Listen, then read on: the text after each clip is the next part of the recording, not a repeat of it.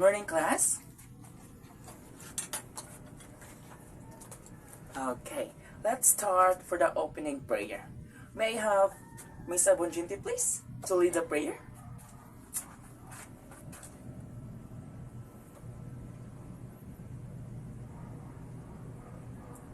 Okay, once again, good morning. Okay, before you sit down, please pick up a pieces of trash and arrange your chairs properly. Okay. But before we start, let me check the attendance first. Okay, can you tell me who are the absents today? Okay, thank you so much, class. Okay, before we formally start our discussion, let's have a quick recap first. A good idea? Okay.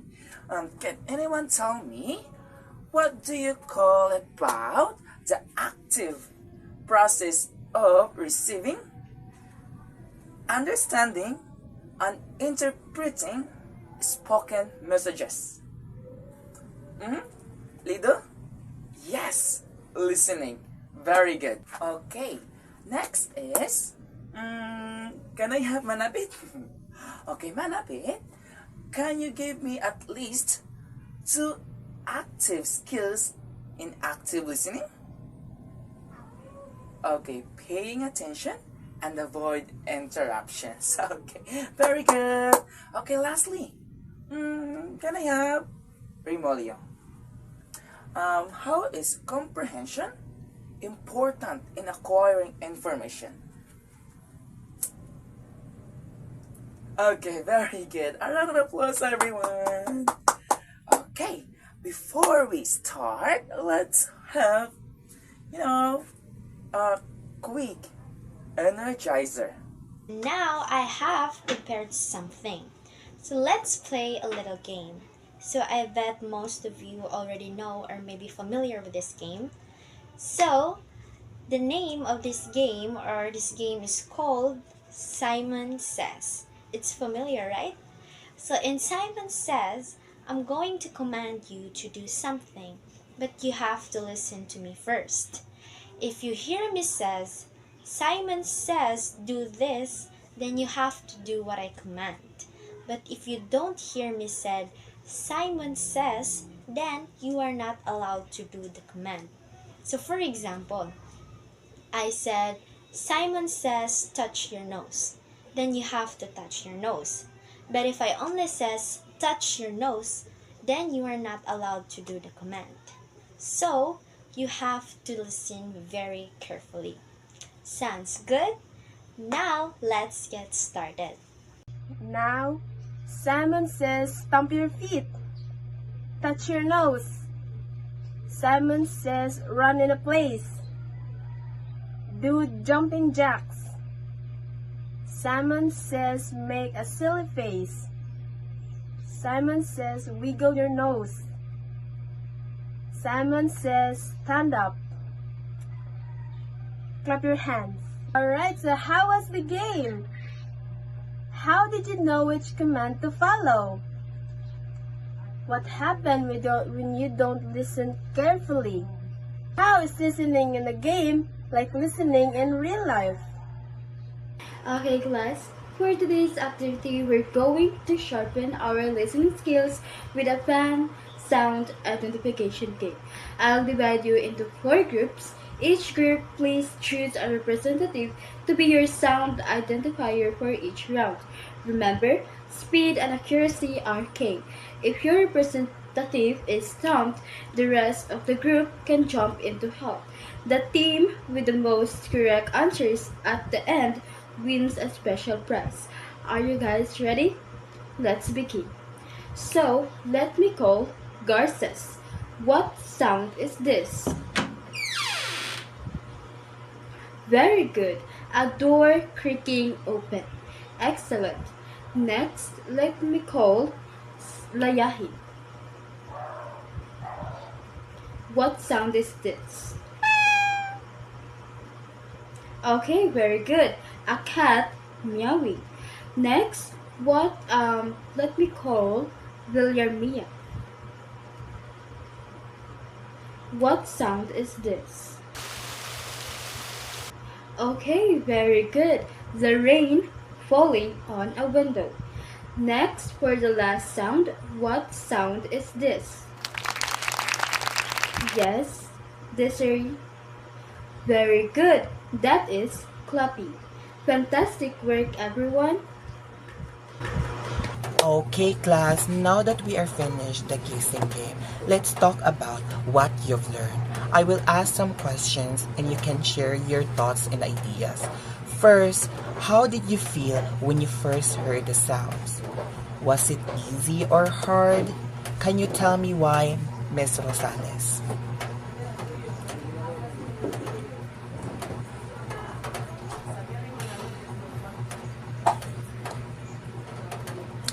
Yes. And now, what tricks or ways did you use to identify the sounds? Did you watch the mouth or something like that? Yes. Okay. All right. Very good. Okay. What strategies did other groups to use to identify the sound? Another hand, please. Yes, Miss Kugay.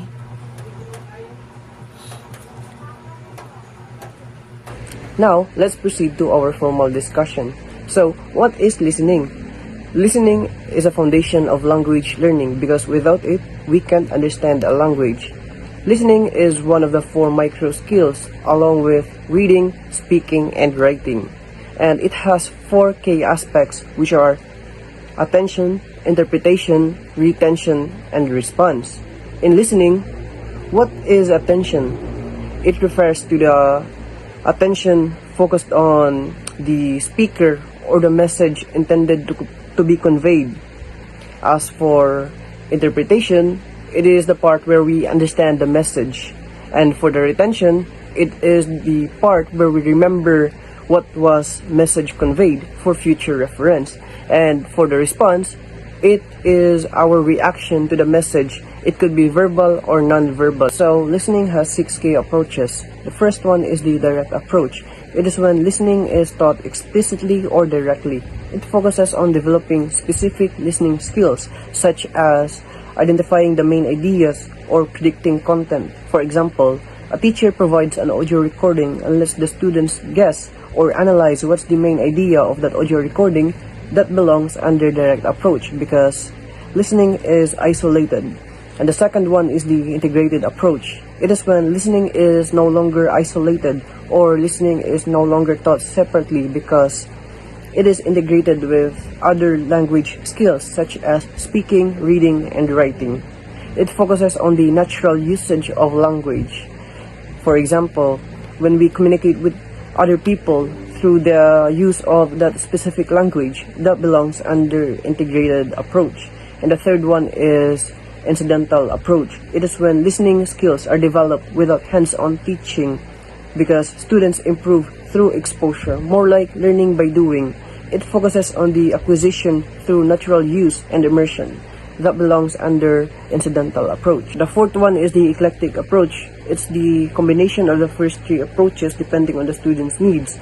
It focuses on the flexibility and adaptation because it mixes the direct instruction, integrated tasks, and the incidental techniques. For example, using a structured listening task followed by open discussion and media exposure because we're talking about flexibility here or the flexibility of the teaching itself.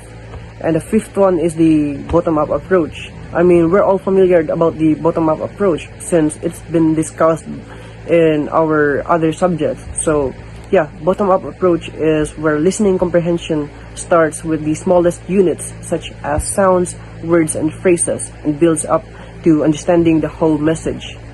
So yeah, that's the bottom-up approach, small to big.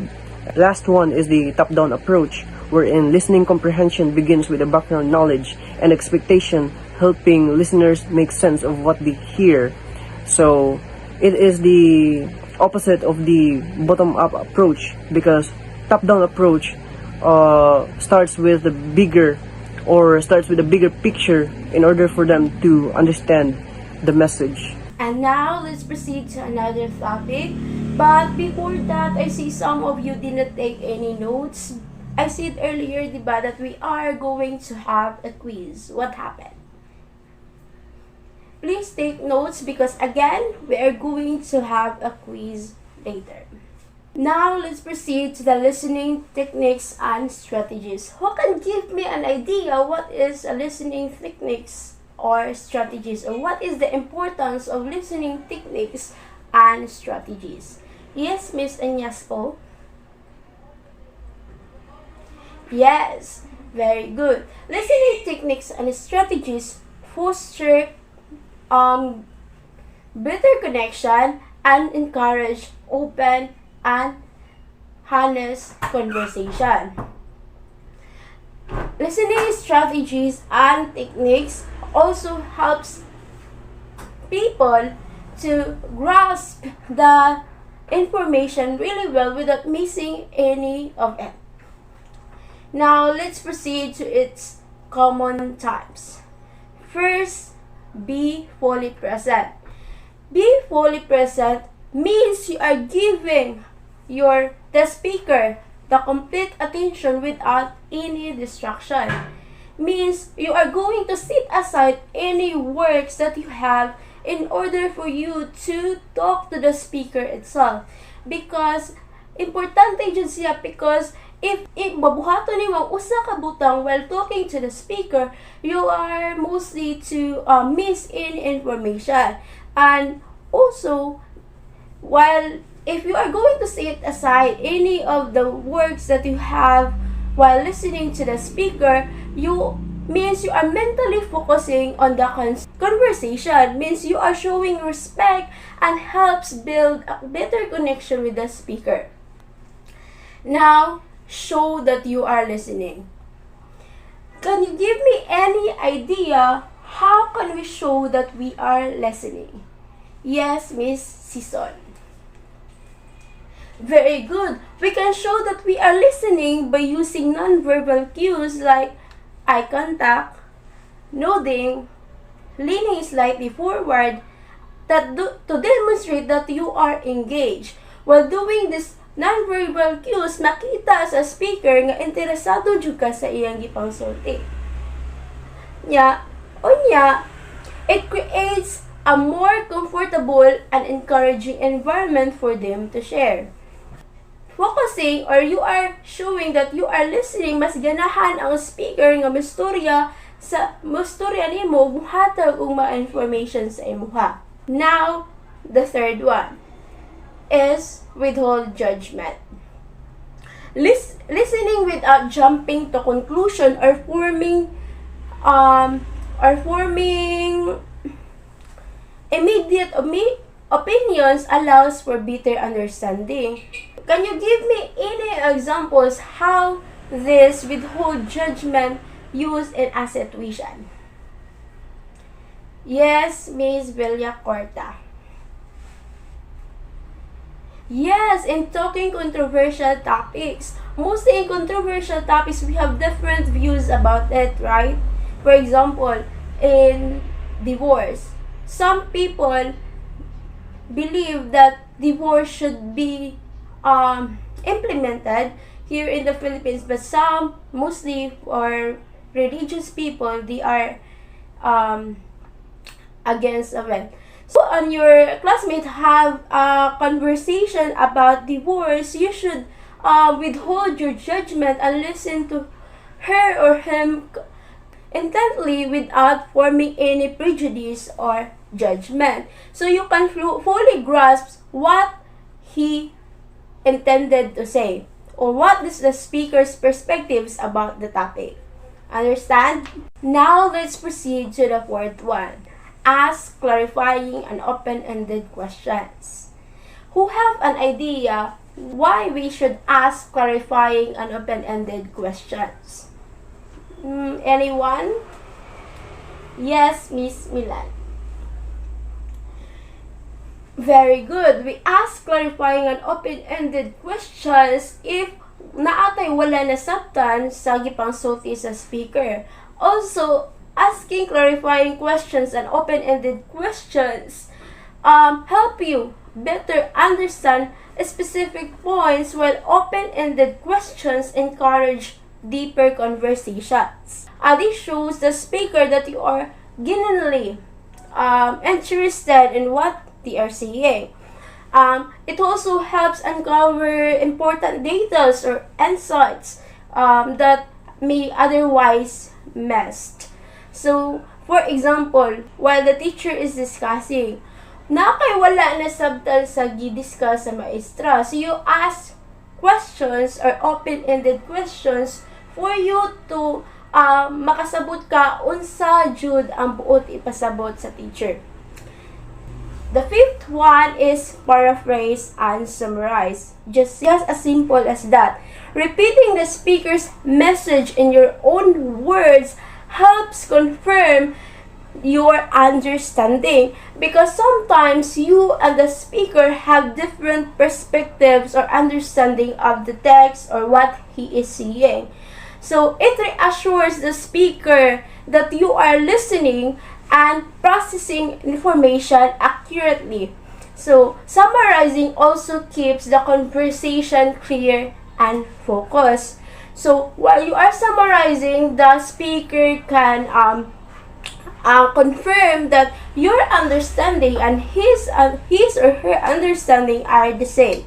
For example, you have a group activity and your leader is going to have giving you some instructions. So you are repeating the instructions and paraphrasing his or her instructions for you to confirm if your information or your understanding is the same as what she or he said. So while paraphrasing or summarizing the instructions, the leader can confirm that it is correct and you should do it.